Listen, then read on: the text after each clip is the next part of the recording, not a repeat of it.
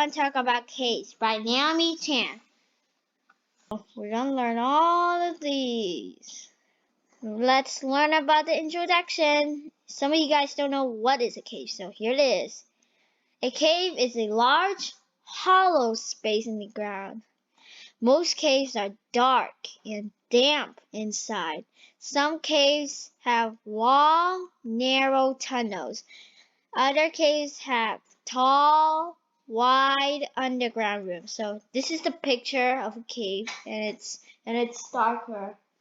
It's dark. This one is dark, and that one has a short entrance. This is why they have the light.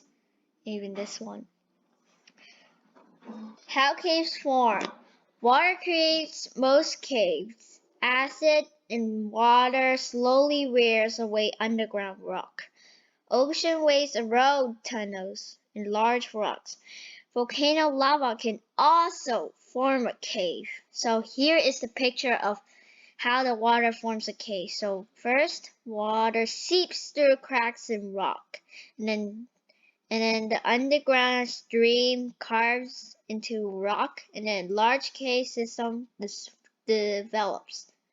So the water is pushing the rock. So do you know why? You know that rock is hard, but this area is a soft rock, and this area was a hard rock. So the water can't push the hard rock, but it can push the soft rock. So that's why the water can push the rock. It's because it's soft. Inside the cave. Caves have three zones. They are the entrance, twilight, and dark zones. That's the dark zone. Stalactites hang from the cave ceiling. They look like rock icicles. So this is this one. And stalagmites grow up from cave floors. So here's the stalagmites. I think it's the stalagmites.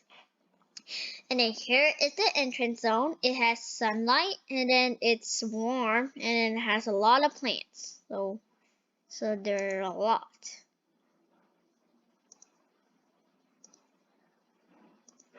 And then this one right here, that's the twilight zone. It has less light, and then it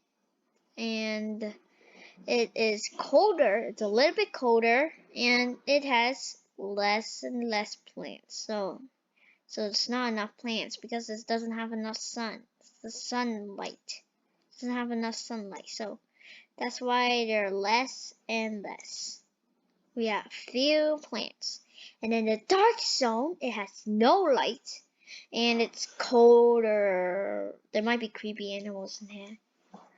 That one. Do you know why it's colder? It's because the sun is trying to reach to here.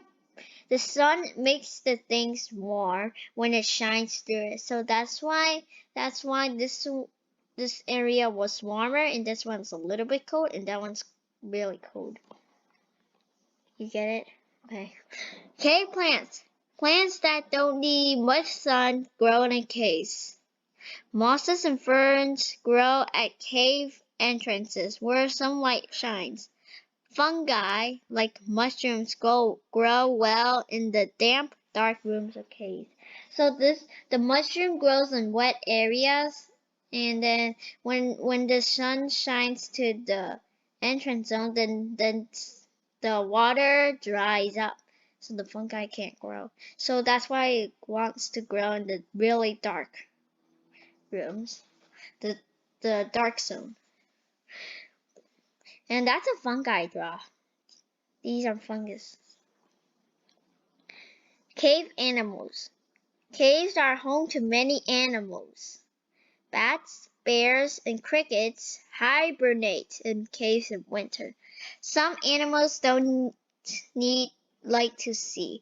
Fish and other cave animals have no eyes.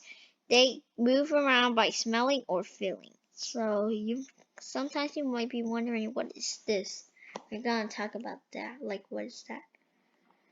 4 creepy animals. Robber spider, rat snake, and bats. This is the picture of the mother scared of these. And he said spooky. You could definitely file this cave creature under creepy. So this is an This is what it looks like. Just looking at it is enough to make some people shiver. The which grows to about the length of a school ruler. So that means it grows about 1 foot. And is a blind amphibian that looks a lot like a snake. So it looks like a snake. And it spends its entire life in the darkness of underwater caves. The relies on its powerful senses of smell and hearing to swim around its shadowy home. These super senses also help the amphibian hunt for prey, such as bugs, snails, and crabs. When it catches a meal, the doesn't chew it. So, instead, this meat eater swallows its prey whole. And believe it or not, it can survive more than 10 years without eating. So this was cool that it could survive more than 10 years without eating.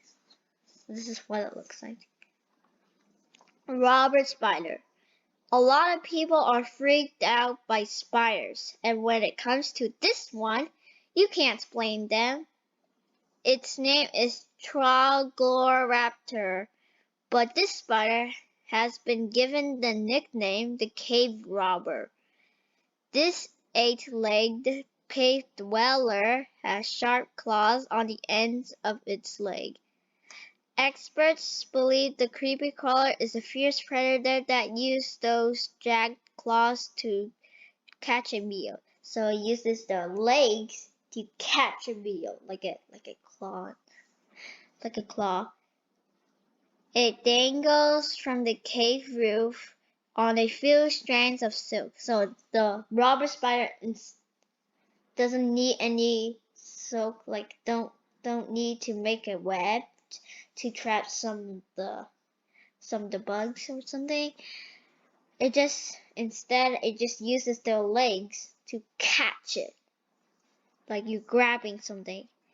When dinner gets close, snap! The spider likely snatches up the unsuspecting prey with its claws. So that is cool. With the claws, it can just catch, like you grab onto something instead of just making a web, and then wait for the bugs or the other animals to go into it. Rat snake, that's what it looks like. So spooky. You'll find most rat snakes in the forests of North and Central America. But one group of these snakes makes its home in a remote cave in the Mexican jungles. It turns out this cave is a home to a colony of small bats, so a group of rat snakes began living in the walls and roof of the cave to feed on the bats. Locals now call it the Cave of the Hanging Snakes. So the rat snake is just hanging on the wall, waiting for the prey to come. The serpents crawl up in crevices,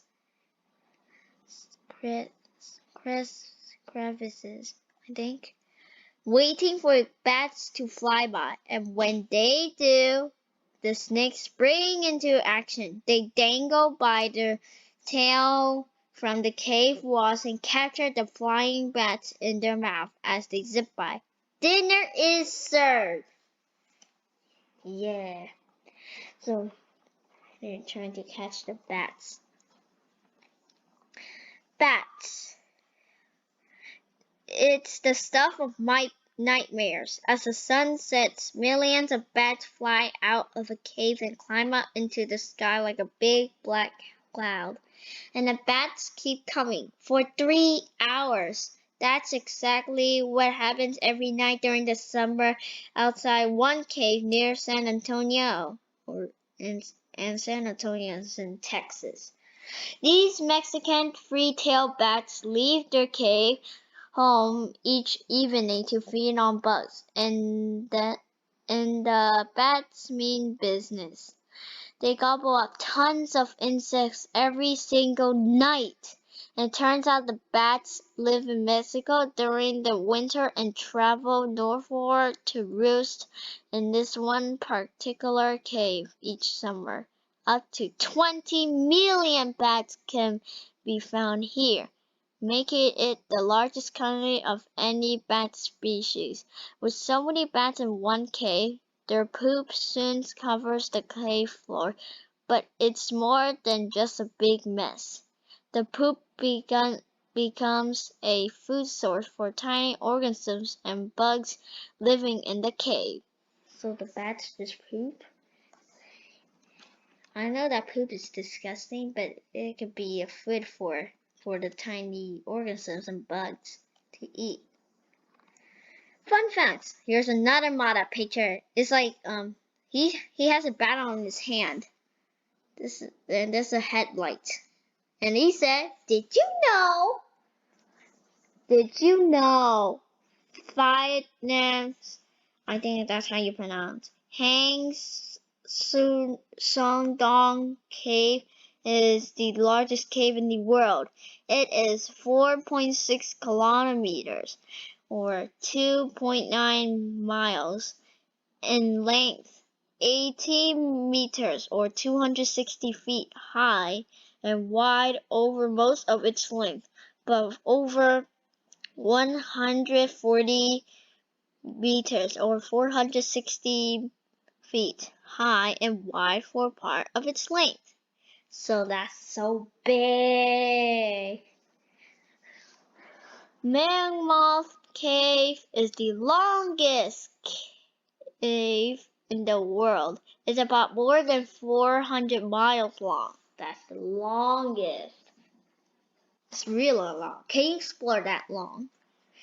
Nettle Cave is the oldest cave in the world. It is 340 million years old.